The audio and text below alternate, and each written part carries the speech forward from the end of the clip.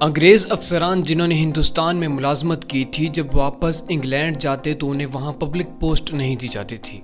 दलील ये थी कि तुमने एक गुलाम कौम पे हुकूमत की है, जिससे तुम्हारे अतवार और रवैयों में फ़र्क आया होगा। इसीलिए अगर यहाँ तुम्हें वही जिम्मेदारी दी जाए तो तुम एक आज़ाद अंग्रेज़ कौम को भी उसी तरह डील करोगे। इस मुख्तसर तारुफ के साथ मैं आपको एक छोटा सा वाक्य सुनाना चाहता हूँ। उससे पहले अगर आपने अभी तक मेरे YouTube चैनल को सब्सक्राइब नहीं किया तो जल्दी से सब्सक्राइब कर लें, क्योंकि आपका एक सब्सक्राइब मेरे लिए बहुत बड़ी मोटिवेशन है। एक अंग्रेज खातून जिसका शोहर बरतानवी दौर में पाको हिंद में सिविल सर्विस का एक ऑफिसर था। खातून ने जिंदगी के कई साल हिंदुस्तान के मुख्तलिफ इलाकों में गुजारे और वापसी पर उसने इन यादाश्तों पर मबनी एक खूबसूरत किताब लिखी। खातून ने लिखा कि मेरा शोहर एक जिले का डिप्टी कमिश्नर था और उस वक्त मेरा बेटा तकरीबन 4 बरस का था और मेरी बेटी 1 साल की थी। डिप्टी कमिश्नर को मिलने वाली कई एकड़ पर मुहित रिहाइश गाह में हम रहते थे। डीसी साहब के घर और खानदान की खिदमत गुजारी के लिए सैकड़ों अफराद मामूर। रोज पार्टियां होती थी, शिकार के प्रोग्राम होते थे। जिले के बड़े बड़े जमींदार हमें अपने यहाँ मदऊ करना बायसे शर्फ समझते थे और जिसके यहाँ हम चले जाते वो अपनी इज्जत अफजाई समझते। हमारे ठाठ ऐसे थे जो बरतानवियों में मलका और शाही खानदान को भी मुश्किल से मैसर आते थे।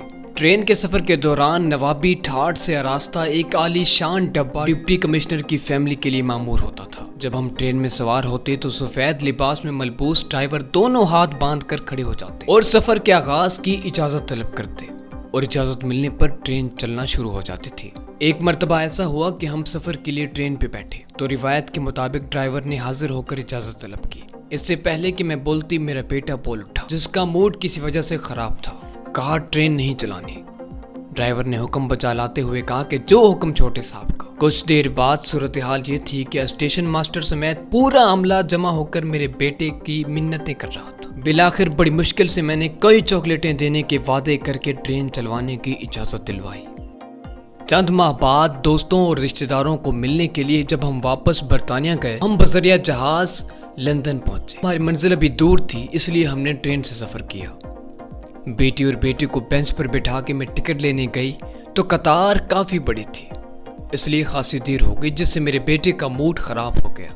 जब हम ट्रेन में बैठे तो आलीशान कंपाउंड के बजाय फर्स्ट क्लास की नशिस्तें देखकर मेरा बेटा एक मर्तबा फिर नाराज़गी का इजहार करने लगा। वक्त पर ट्रेन ने विसल बजाकर सफ़र शुरू किया तो मेरे बेटे ने बाकायदा चीखना शुरू कर दिया और ज़ोर ज़ोर से कह रहा था कि ये कैसा उल्लू का पट्टा ड्राइवर है जिसने हमसे पूछे बगैर ट्रेन चलाना शुरू कर दी।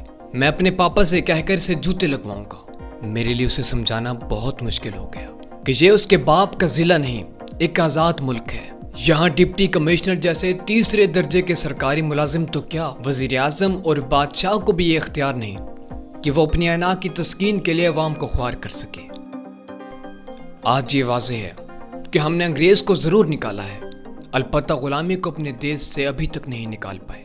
यहाँ आज भी कई डिप्टी कमिश्नर, एसपीज, वज़रा और सियासतदान और जर्नैल सिर्फ अपनी अना की तस्कीन के लिए अवाम को घंटों ज़लील ख्वार करते हैं। इस गुलामी से निजात की वाहिद सूरत यही है कि हर तरह के तासुबात और अकीदतों को बाला ताक रखकर हर प्रोटोकॉल लेने वाले की मुखालफत करनी चाहिए, वरना 14 अगस्त को झंडे लगाकर, मोमबत्तियाँ सुलगाकर खुद को धोखा दे लीजिएगा कि हम भी एक आज़ाद कौम हैं।